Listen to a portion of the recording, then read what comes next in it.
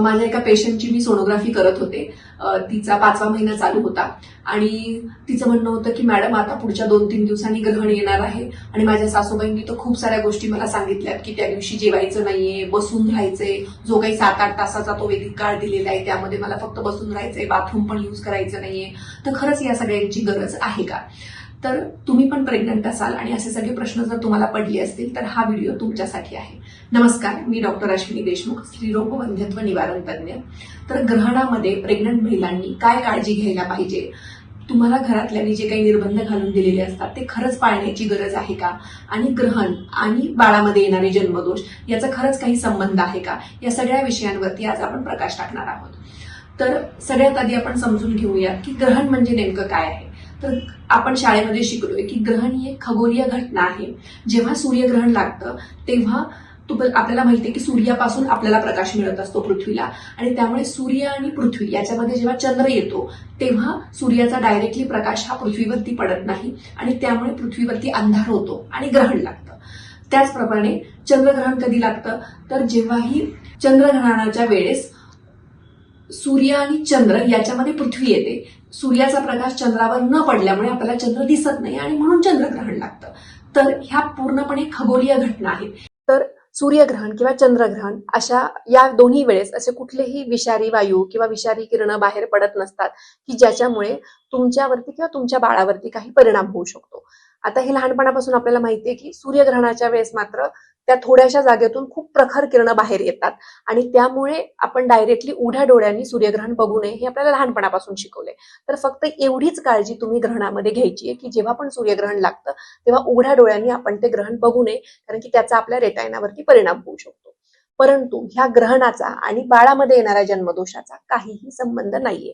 बाळामध्ये काय जन्मदोष येण्याची काय कारणं असू शकतात, तर तुमच्या घरामध्ये काही अनुवंशिक आजार जर आधीपासून आहेत किंवा आईला मधुमेह आहे, आईमध्ये काही पोषणाची कमतरता आहे, तर अशा वेळेस बाळामध्ये व्यंग येऊ शकतात.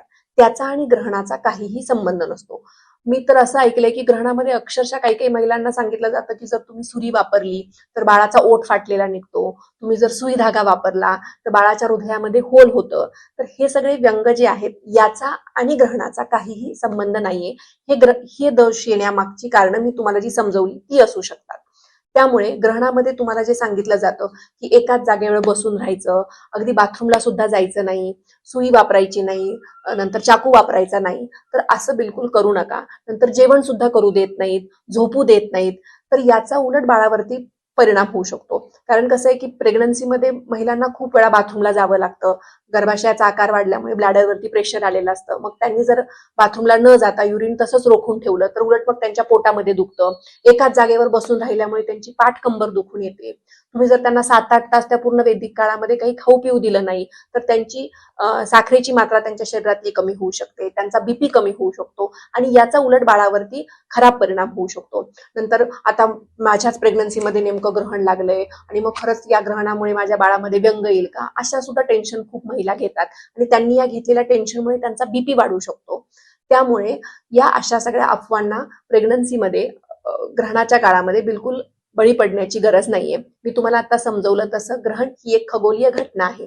त्याचा आणि बाळामध्ये येणाऱ्या जन्मदोषांचा काहीही एक संबंध नाहीये. त्यामुळे आता येणाऱ्या पुढच्या ग्रहणामध्ये तुम्ही वेळेवर खा, वेळेवर झोपा आणि स्वतःची काळजी घ्या. आता तुमच्या सासूबाई किंवा आई यांनी जर तुमच्यावरती खूपच रेस्ट्रिक्शन घातली असतील तर त्यांच्या समाधानाकरता जास्तीत जास्त तुम्ही घराच्या बाहेर जाऊ नका. पण उपाशी राहणं किंवा एका जागेवर बसून राहणं हे मात्र करू नका, कारण की त्याचा बाळावरती परिणाम होऊ शकतो. तर हे सगळं सांगितल्यानंतर माझी पेशंट आनंदी झाली. तर अशाच प्रकारे तुम्ही सुद्धा ग्रहणामध्ये ही काळजी घ्या. मनातल्या सगळ्या शंका मला असं वाटतं हा व्हिडिओ ऐकल्यानंतर दूर झाले असतील. तर हा व्हिडिओ जर तुम्हाला आवडला असेल आणि तुम्हाला ही माहिती महत्त्वाची वाटली असेल तर तुमच्या अशाच प्रेग्नंट मैत्रिणींसोबत ही शेअर करा. आमचा चॅनल जर अजून सबस्क्राईब केला नसेल तर तो जरूर करा.